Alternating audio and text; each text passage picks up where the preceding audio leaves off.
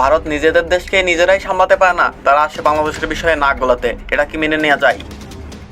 Hello everyone, কেমন আছেন সবাই? আশা করি সবাই ভালো আছেন। তো আজকের ভিডিওটা অনেক ইন্টারেস্টিং হতে যাচ্ছে, কারণ আমরা ভারতের দাদাগিরি সম্পর্কে আজকে আলোচনা করতেছি। তারা কিভাবে ইসকনের মাধ্যমে বাংলাদেশকে একটি অস্থিতিশীল দেশ হিসেবে গড়ে তুলতে যাচ্ছে, সেটাই আপনাদের মাঝে আজকে আমি তুলে ধরবো।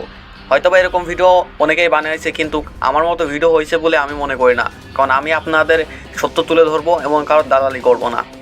ভারত এমন একটা রাষ্ট্র যাদের প্রতিবেশী কারোর সাথেই তাদের বন্ধুত্বপূর্ণ সম্পর্ক নেই, সবার সাথেই তাদের নাক গলাগলি সম্পর্ক। এর কারণ কি? ভারতের পররাষ্ট্রনীতি। ভারত সবসময় চায় তার প্রতিবেশী রাষ্ট্রকে নিয়ন্ত্রণ করতে, এই জন্য তাদের বিভিন্ন ধরনের উপকর্ম রয়েছে। এর ভিতর অন্যতম হচ্ছে প্রতিবেশী রাষ্ট্রের নির্বাচনের ভিতর নাক গলানো। উদাহরণস্বরূপ আপনারা বাংলাদেশকেই দেখতে পারেন। যারা 15 বছর ধরে আওয়ামী লীগকে টিকিয়ে রেখেছে, তারা কিভাবে বাংলাদেশকে ভালো রাখতে চায়। তারা ইসকন নামক একটা সংগঠন বাংলাদেশে প্রবেশ করাইছে আওয়ামী লীগ সরকারের মাধ্যমে। এটি সম্পূর্ণভাবে একটি জঙ্গি গোষ্ঠী, যারা কিনা তাদের বর্বর কাহিনী আমাদের মাঝে তুলে ধরতেছে।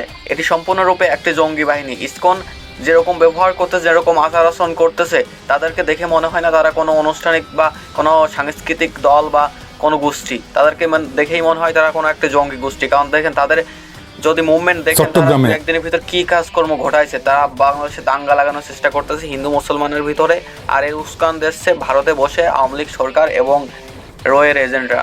যেখানে ভারত নিজেদের দেশকে নিজেরাই সামলাতে পারে না, তারা আসে বাংলাদেশকে নিয়ে কথা বলতে। আমি এটার প্রমাণ দিচ্ছি। একমাত্র ভারতই এমন একটা দেশ, তাদের ভিতরে কোনো অভ্যন্তরীণ ভিতরে কোনো ঠিক ঠিকানা নেই। তাদের ভিতরে মারামারি, ঝগড়া, হানাহানি, দাঙ্গা লেগেই থাকে। এর কারণ কি?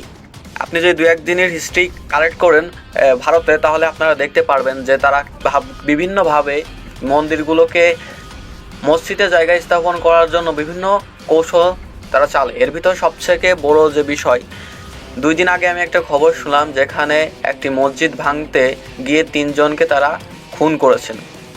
আপনারা হয়তো বা এই বিষয়টি সম্পর্কে অবগত আছেন, তাহলে বুঝতে পারতেছেন ভারতে যেখানে নিজেরাই নিজেদের সেফটি দিতে পারে না, তারা আসে বাংলাদেশ সম্পর্কে নাক গলাতে।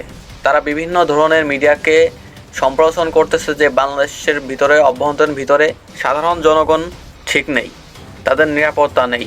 এর একটাই কারণ, তারা আবার ফেসিবাদ আওয়ামী লীগ সরকারকে আবার দেশে আনতে চায়।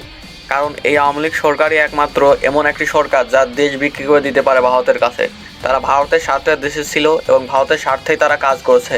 আমরা তাদের বিভিন্ন ধরনের পরিকল্পনা যদি আমরা দেখতে পারি, যেমন আপনারা দেখেন আদানির সাথে বিদ্যুৎ যে পরিকল্পনা, সেখান থেকে বের হয়ে আসা কোনো রাস্তা কিন্তু শেখ হাসিনা সরকার ধুইনি। এর মানে কি? এর মানে তার বাংলাদেশকে নিয়ে কোনো ধ্যান ধারণাই ছিল না।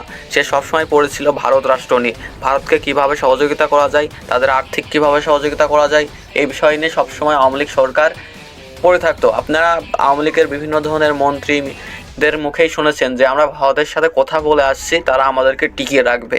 এর অর্থ যদি আপনি জানতে পারেন, তাহলে আপনি আরও নিশ্চিত হতে পারবেন যে হ্যাঁ, ভারত বাংলাদেশের অভ্যন্তরীণ রাজনৈতিক বিষয়ে এমনকি নির্বাচনেও নাক গলায়।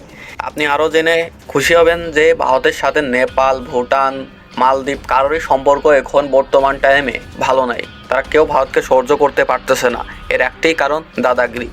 তারা এমনভাবে দাদাগিরি দেখাতে চায় যে একটি দেশের অভ্যন্তরীণ বিষয়ে নাক গলায়, এমনকি সেই দেশকে হুমকি হিসেবে তারা তুলে ধরে। এখন আসি ভারত কিভাবে ইসকনকে ব্যবহার করে বাংলাদেশে ষড়যন্ত্র করতেছে। ইসকন এমন একটি গোষ্ঠী যারা সাধারণ হিন্দুদের আবেগ নিয়ে খেলা করতেছে।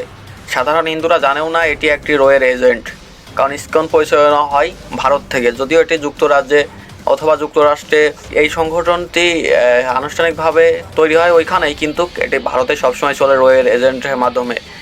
আর যেহেতু বাংলাদেশে এখন বর্তমানে আওয়ামী লীগ কোনো কাজকর্ম হচ্ছে না, তাই আওয়ামী লীগের বিকল্প হিসেবে তারা ইসকনকে বেছে নিয়েছে। ইসকনের মাধ্যমে তারা আওয়ামী লীগকে আবার আনতে চাচ্ছে।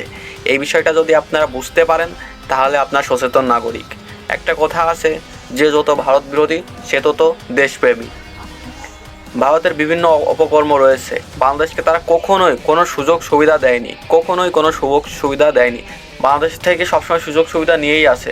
আমাদের ভিতরে তাদের রেল চলাচল, বিভিন্ন ধরনের ব্রিজ, বিভিন্ন ধরনের কাজকর্ম দেখলে বোঝা যায় তারা বাংলাদেশ থেকে কিভাবে লুটে পেটে সব কিছু নিচ্ছে। অথচ বাংলাদেশ যদি কোনো কিছু চায়, আপনি তিস্তা নদীর বাঁধনের কথাই চেষ্টা করেন, তারা কি এখনও অনুমতি দিয়েছে? এটা ওটা বলে এখনও তারা চুপ করেই আছে।